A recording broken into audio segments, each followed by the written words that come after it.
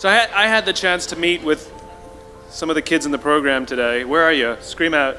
I love those kids.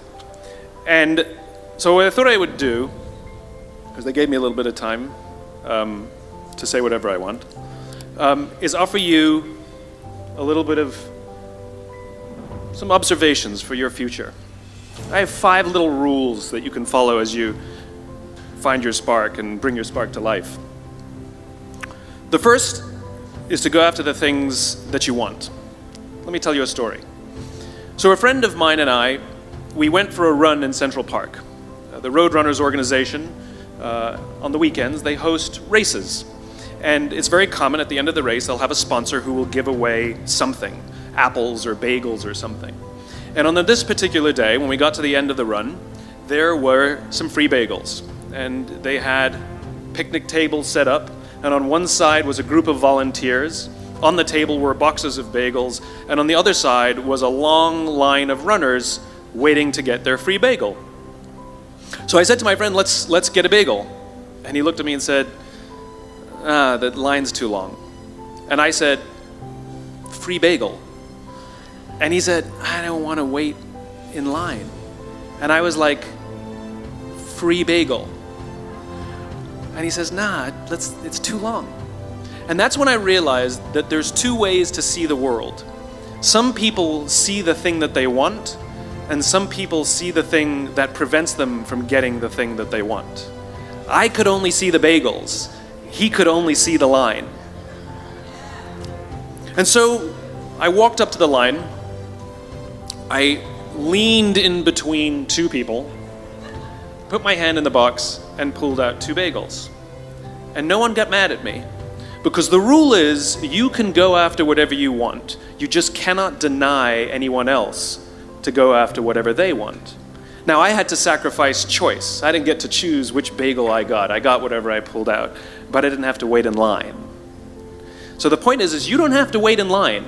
You don't have to do it the way everybody else has done it. You can do it your way. You can break the rules. You just can't get in the way of somebody else getting what they want. That's rule number 1. Rule number 2. I like this one. In the 18th century, there was something that spread across Europe and eventually made its way to America called puerperal fever, also known as the Black Death of childbed. Basically what was happening is women were giving birth and they would die within 48 hours after giving birth. This Black Death of childbirth was the ravage of Europe, and it got worse and worse and worse over the course of over a century. In some hospitals, it was as high as 70% of women who gave birth who would die as a result of giving birth. But this was the Renaissance.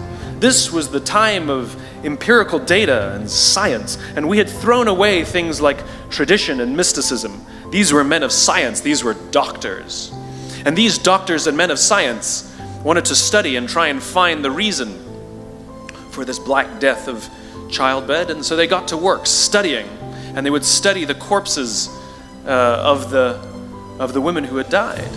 And in the morning they would conduct autopsies, and then in the afternoon they would go and deliver babies and finish their rounds. And it wasn't until somewhere in the mid-1800s that Dr. Oliver Wendell Holmes, father of Supreme Court Justice Oliver Wendell Holmes, realized that all of these doctors who were conducting autopsies in the morning weren't washing their hands before they delivered babies in the afternoon. And he pointed it out and said, guys, you're the problem.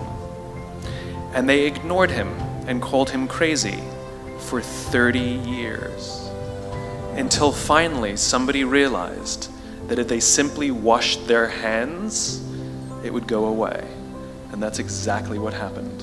When they started sterilizing their instruments and washing their hands, the Black Death of childbed disappeared. My point is, the lesson here is, sometimes you're the problem. We've seen this happen all too recently with our new men of science and empirical studiers and these men of finance who were smarter than the rest of us until the thing collapsed. And they blamed everything else except themselves.